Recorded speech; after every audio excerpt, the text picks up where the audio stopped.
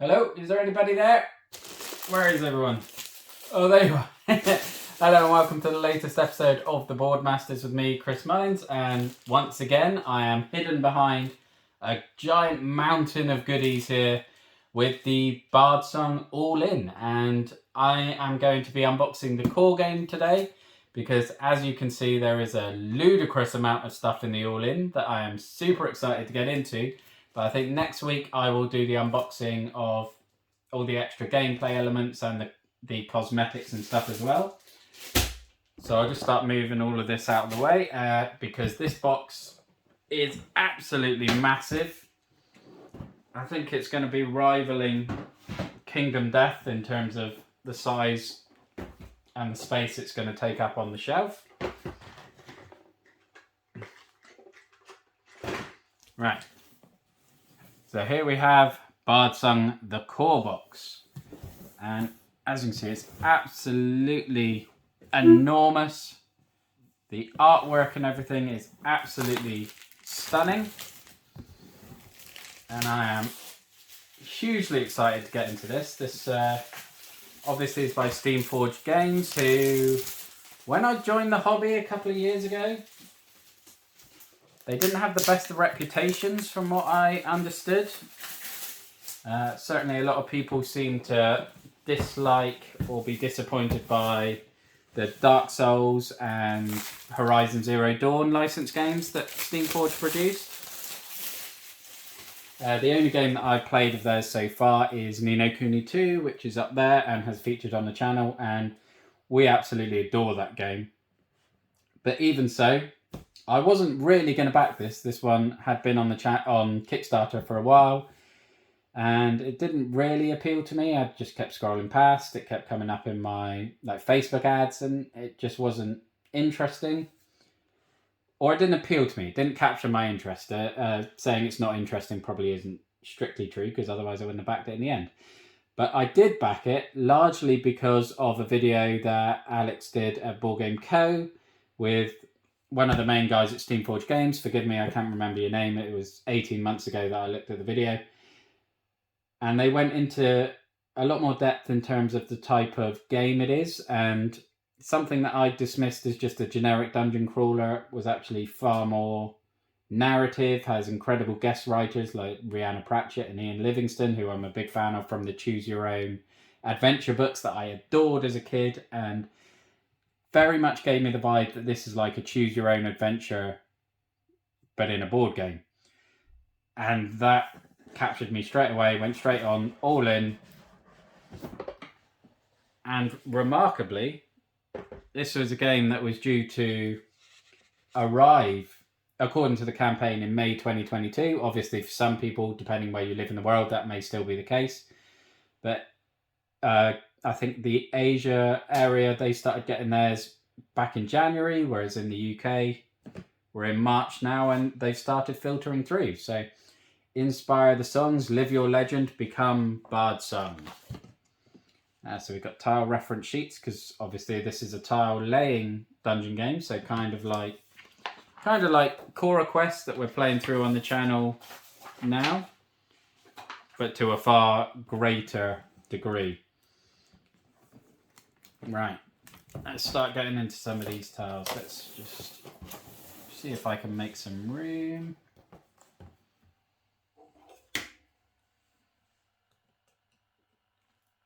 Now, sadly for me, I don't think I'm going to be following up my Dead Reckoning freak of luck, where I was the first, and I think I might still be the only unboxing video going, as some of the people in the Asian area did manage to get theirs up on YouTube earlier in the year. Having said that, though, I don't think any of them have linked to YouTube to BGG yet, so I think I will be the first one on Board Game Geek, which is quite exciting, because obviously that is a massive resource for fans in the hobby. This bit of plastic does not want to come off, does it?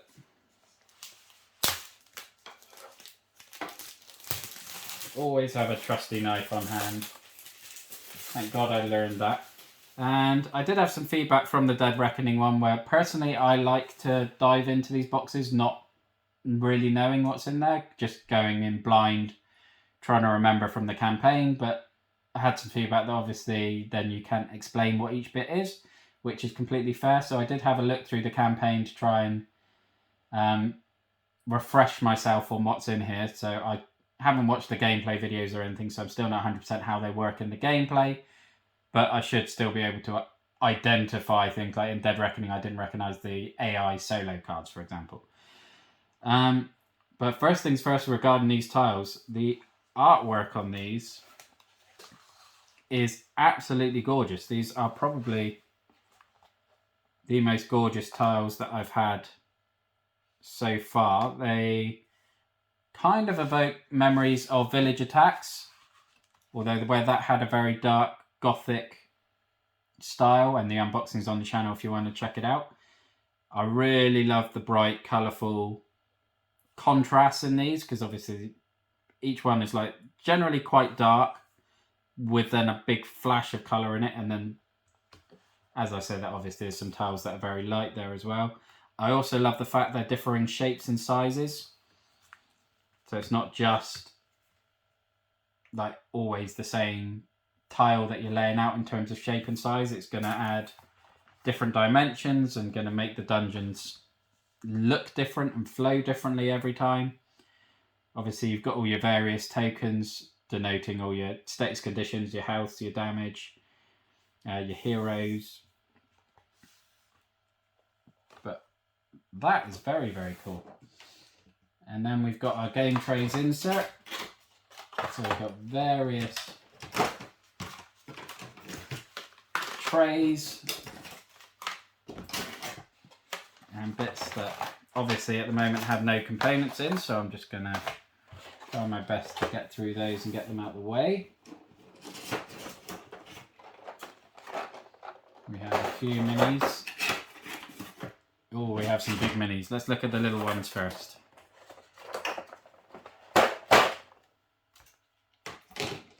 So these are our heroes. Let's spin them around. I love the detail on these. These are absolutely outstanding. Again, usually I'm not a fan of coloured minis, but I think when they're this size, it's fine. I think it was Planet Apocalypse by Peterson Games where I was very, very tempted, very nearly went all in on that one.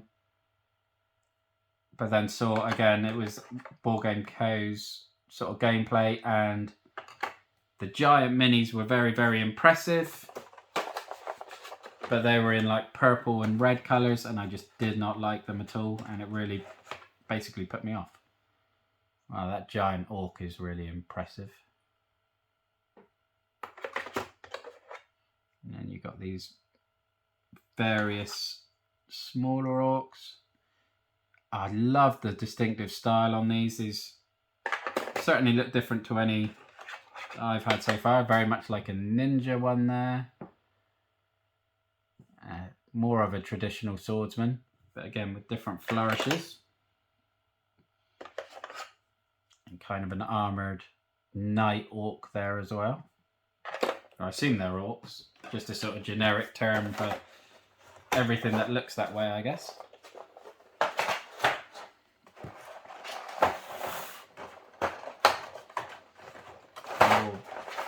More baddies.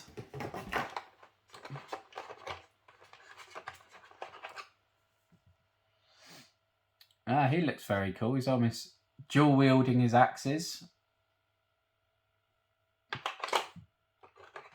And then again, I love the pose on that one. Just look. Another one, dual wielding long blades. Got these freaky, like two-headed ghost type creatures, and I guess these are probably like rock golems. I remember those from the flavor text in the campaign. And that had me really excited as well, to be honest. The flavor text throughout the campaign and even after the campaign when we were in the pledge manager and they continued unlocking things. The flavor text and everything was fantastic.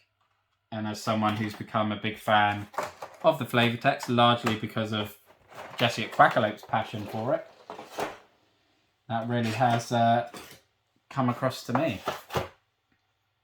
Now, so far, again, I don't have a huge amount of game trays inserts. I've had the one for Petrichor, which I showed in the unboxing. They really are fantastic. We've got these giant wings, which are going to be for this absolute monster of a miniature here. He is enormous and got so much incredible detail on there. How easy is it just to pop that in?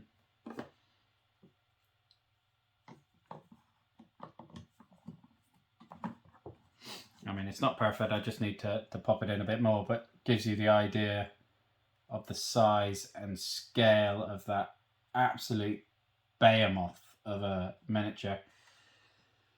And, you know, that gets me super excited looking ahead to Monster Hunter World, which is obviously a game I famously declared I wouldn't be backing and then went all in because I am weak and pathetic. A whole host of die there. Oh, well, that one's got the Bardsung logo on it. And yeah, I know some of these D20s people have had it where not all of them have the Bardsung logo as the 20. Looks like in my case I do, which is a positive. Because I have had some unboxings where the components, for example, when I did Destinies, the two of the three major minis on that one were broken. But Lucky Duck Games did replace them, much to their credit, and I now have them and they look absolutely fantastic. And I know some people have posted that they've had some damage on the game trays insert when it's arrived. I mean, touch wood, I can't see any yet. Obviously, we've got all our equipment cards here. Oh, with different art style on each side. So I guess as you can level up your gear, which is very interesting, very exciting. Okay, move towards hero in an unengaged zone. So that's gonna be the behavior cards for the enemies, and these are going to be your hero skills. At the start of each round, flip an exhausted fate token to the side. Once per round, a hero gains advantage. And then, oh, these look painful. Bruised jaw, this hero suffers damage. The condition cannot be, or this condition can't be removed until the wound is healed. So this hero can't use healing potions. When this hero suffers damage, they also suffer, I guess, poison because it's festering wounds and they've got an infection. Some very evil status elements there.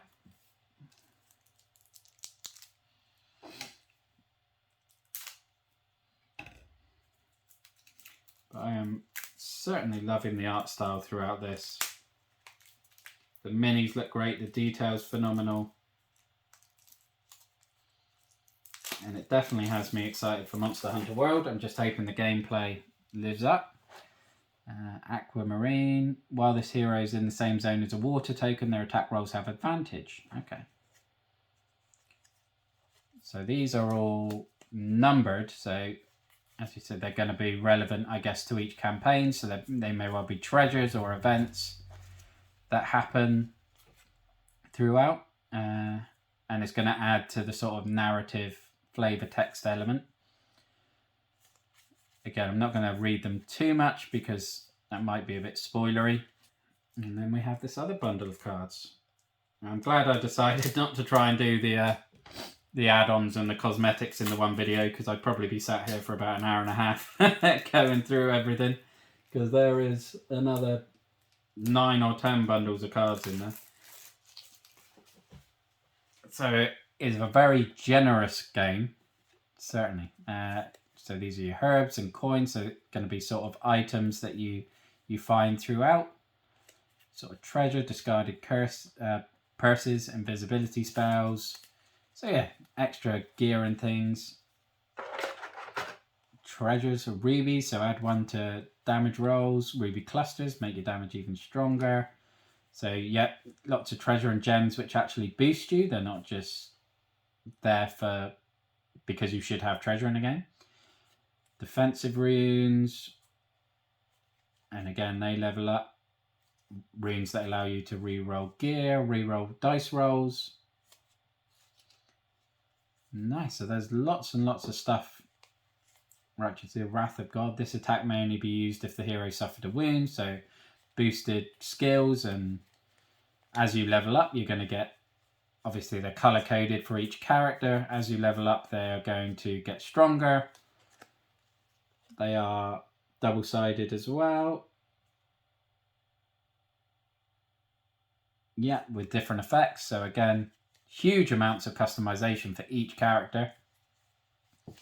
Wow, it's going to take a humongous amount of time before anyone is in a position where they've seen everything for every character in this game. Hopefully that insert will hold those cards in place nicely. Oh, I spotted another couple of big minis. Oh, we have this funky looking, very unpleasant worm.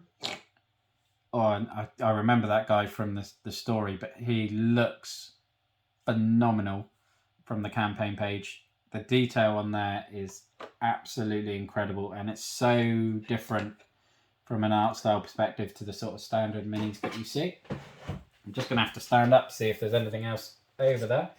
There is a clutch more minis. We have the gelatinous cube. Got to have a gelatinous cube. I think we might have quite a few more minis actually under this game board. We do. Okay, so I just did a bit of rearranging because I found a huge host of other bigger, very impressive minis underneath the game board and the rulebook. So I'll have a look at these, then I'll clear some space, then I'll look at the game board and the rulebook. But we have got the gelatinous cube here. Gotta have a gelatinous cube. This horrific sort of scorpion, spider, crab being ridden by an orc. That looks super cool. And this guy looks like the sort of baby of the one we have at the front here. And that he's got kind of got the claws but hasn't grown out yet. And let's see what we have in here. Like a giant enraged gorilla that's obviously been chained up and has broken its bonds and is now free to wreak havoc. Oh, we had a dual wielder earlier. I'd much rather face that one than this guy because he is very big and intimidating. Got 3 of those. Oh, I love the detail on the archer. Look at the size of it. That's not an arrow, that's a spear. He's not shit. That's impressive. I love an archer in a game. For some reason, in like games like Oblivion and things, I always want to be an archer. So sadly, I've never got to wield arrows that size. This looks like, well, he's holding a sword, so I'm guessing he's more of a general commanding things. I thought initially it was a staff of some kind. And this guy looks more like wielding a staff with the shaman type. Very interesting pose as well, with the foot off the floor. Oh, more of these spiders. Not quite as grown up as the one being ridden, but certainly doesn't. If you're an arachnophobe, you're not going to enjoy that.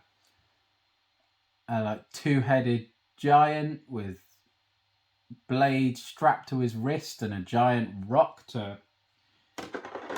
Very impressive. I mean, that guy is sizable with his giant club. Going to be very intimidating on the board. I would say his little thin neck does look quite comical compared to the rest of his body, depending what angle you look at him. Oh, more insects. Again, looking like a sort of evil scorpion type creature.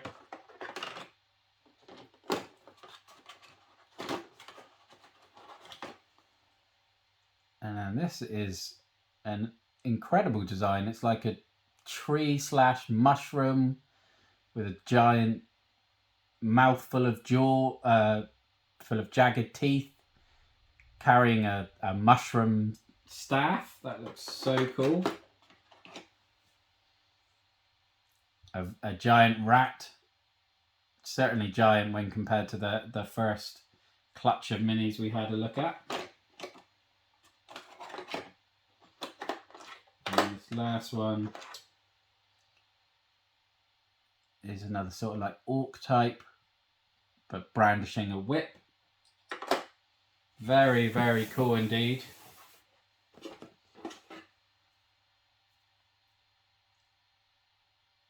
Okay, so let's have a look at this. This is like, I think,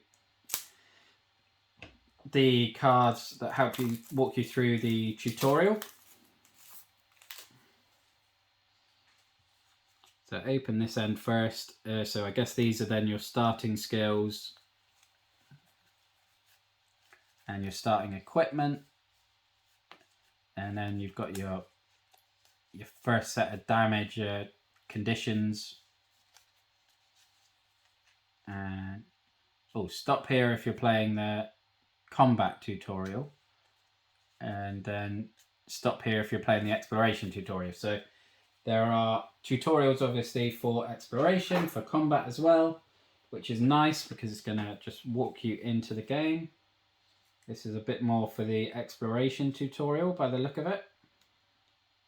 And in terms of gameplay of this game, it's something I've been thinking about and I'm not too sure.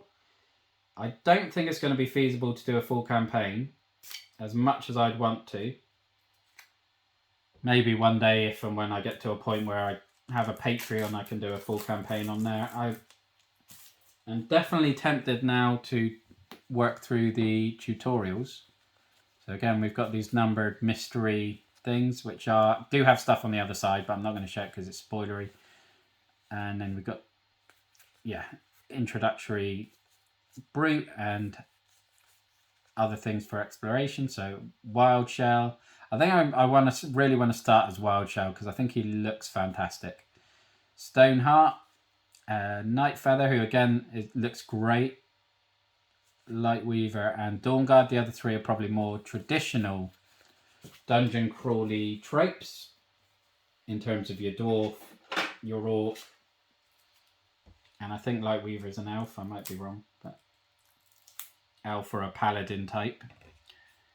And I'm always drawn to something a bit different, so having like a mage turtle and a giant crow ninja type character are definitely the two I want to play as. And then looks like we start getting into the baddies. So the Reaver Captain, the Crone. The Crimson Hook is the guy riding this spider. Lots of ogres. Obviously the giant demon that we have seen. It's got lots of different abilities there. Kings, arachnid. These are their AI decks. So obviously you're going to shuffle through these and it's going to have their attacks and their moves and how you learn to deal with and manipulate these in a way so that you can fight them off. But again, lots going on, certainly lots for the demon, as you'd expect given the size of him. Nice, like that.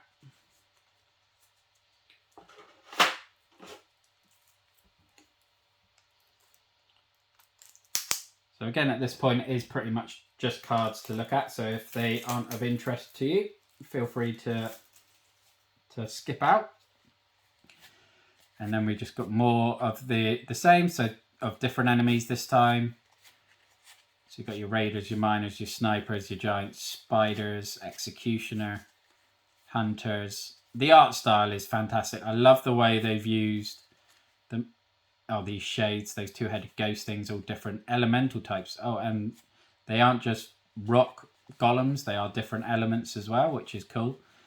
And I really hope they sort of adopt this art style on the cards for Monster Hunter World. I know in the campaign for Monster Hunter World, there was a lot of Ettercap. That's that giant. This guy, I think. Or it might even be the one who looks like a baby one. That one. I remember that from the flavor text missions that we were going through in the campaign. Oh, Sepid is the mushroom guy. He does look phenomenal. Really impressed with the art style. Oh, that guy's the hook horror. Yeah. I really hope the flavor text does live up to what was in the campaign, because I thoroughly enjoyed the campaign once I joined it. It's not often that I go back and read previous updates if I jump on a campaign late, but with that one I did, just because the flavor text was so much fun.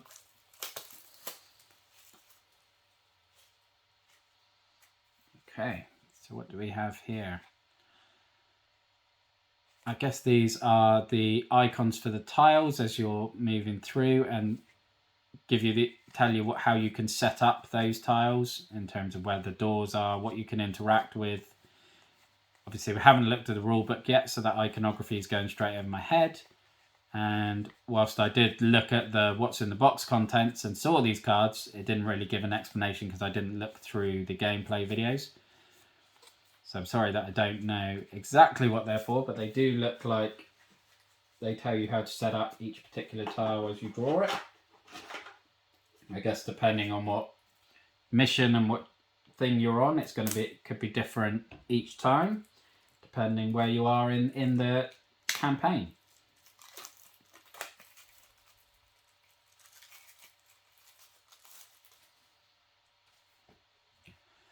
Arise, feral.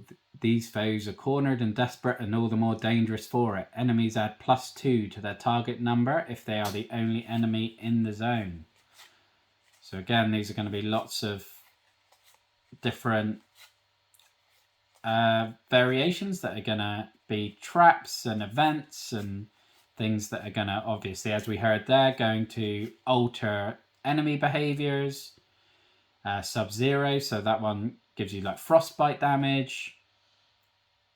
Bounty hunting. It might not be heroic, but bugbear furs and hide can be used to make supplies in a pinch. Gain 1 gold when each certain enemy is defeated. So again, kind of, I'm not sure if they're used the same way as the battle objectives in Jaws of the Lion, but I'm definitely getting that sort of vibe from it. I'm guessing probably not, given that some are for the heroes, some are for the enemies, and they're probably more events, given that they're numbered.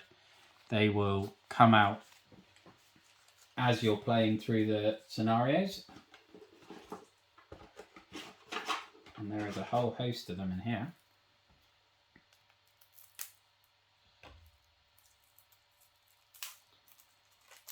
Which I am delighted by, because the more of these you have changing things up, the more drama and variety you're going to get. And as you can see, these are all just sort of more of the same, so I'm just going to rush through those.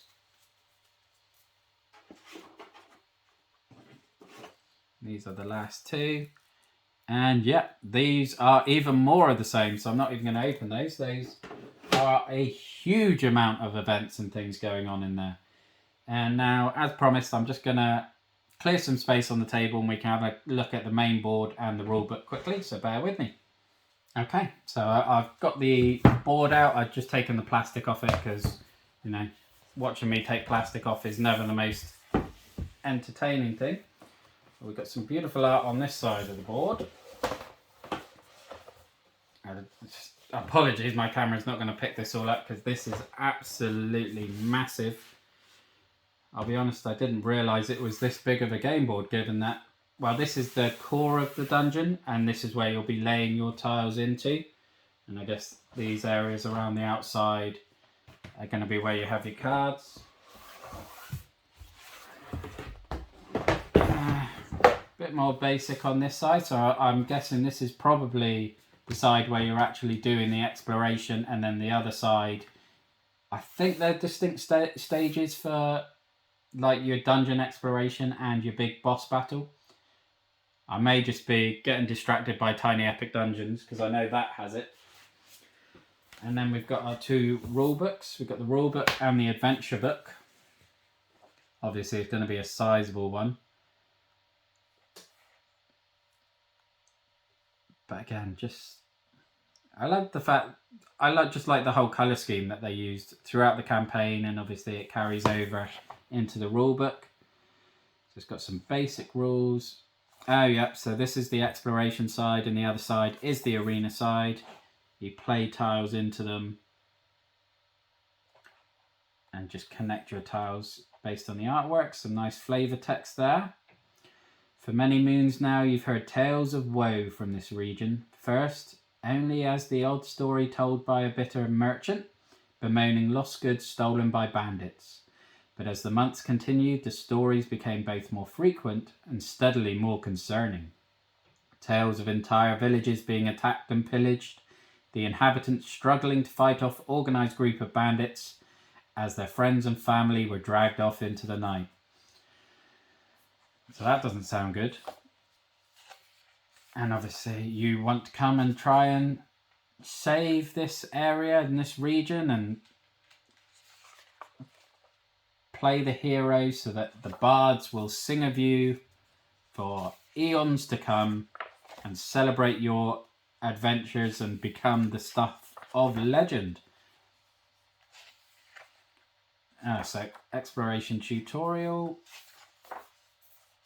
which again, I think I will probably do a video of the exploration tutorial and the combat tutorial on the channel.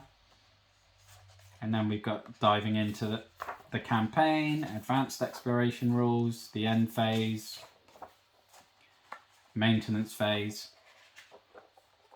So I'm hoping, I mean, it looks like a really well laid out rulebook with a nice structure in terms of walking you through tutorials of the different phases and things. So hopefully that will play out as intended and the gameplay will be as smooth. And then this is obviously the adventure book, the home of all the flavour text. The Legend of the Ancient Forge, which is obviously the title of this core box. The Ancient Forge is the name given to a desolate ruin on the edge of the Murk Mist Forest, an abandoned citadel sitting at the bottom of a great depression. It is rumoured to be the entrance to an underground city created during the golden age of the gods, although no such evidence for this exists beyond words driven by years of superstition. And obviously in those extras, we've got the lost levels, we've got the upper levels. So they're just going to be expanding on this whole city, underground city vibe. And this one does have they've got scaling for the number of heroes, which is always appreciated. And solo play, whether I'll play solo or whether I'll play co-op, because I'll probably play two-handed co-op because I really want to use Wild Shell and Night Feather, I believe it's called. Whether that's a particularly balanced one, I doubt, because it's more the sort of stealthy ninja and the mage, which is probably more about healing. And then you've got the adventure. Obviously, you get the foreteller app, depending what level you pledged. I got the code for that yesterday. And then huge amounts of scenarios with different layouts and chapters and enemies. Wow, there is so much to this game. And memory serves, this was just over £200, which for the all-in, not just for the base game. I mean, in terms of level of content and the size of the box, certainly, as I said at the beginning, this is rivaling Kingdom Death. Very different gameplay, more traditional dungeon crawling, explanations and flavour text for each type of enemy, which is really nice, really appreciated. But yeah, it certainly looks like it rivals Kingdom Death for level of content. Do not read any further unless instructed to. This is the narrative section of the book. So I'm not going to look at that in great detail. And that, yeah, you can see everything sort of numbered. I'm hoping those numbered sections aren't just read 1, read 2, read 3. Hopefully it is the choose your own adventure sort of choice element where do this, read 67, or do this, go to 230, and you have that element to it, which is what I loved in the choose your own adventure. But that is everything that is in the core box of Bardsung, the Legend of the Ancient Forge. I believe it looks absolutely stunning, and yeah, hopefully in the next few months I will get those 2 videos up. And who knows, maybe in the future, once I've cleared some of the backlog or on a Patreon or something like that, I will do a full campaign of this somewhere, because I definitely want the excuse to play through everything. But hopefully you'll join me next week as we look through the gameplay add-ons and the cosmetics. But that is it for this video. So thank you very much for watching. Look after yourselves, stay safe, and have a good one. Bye-bye now.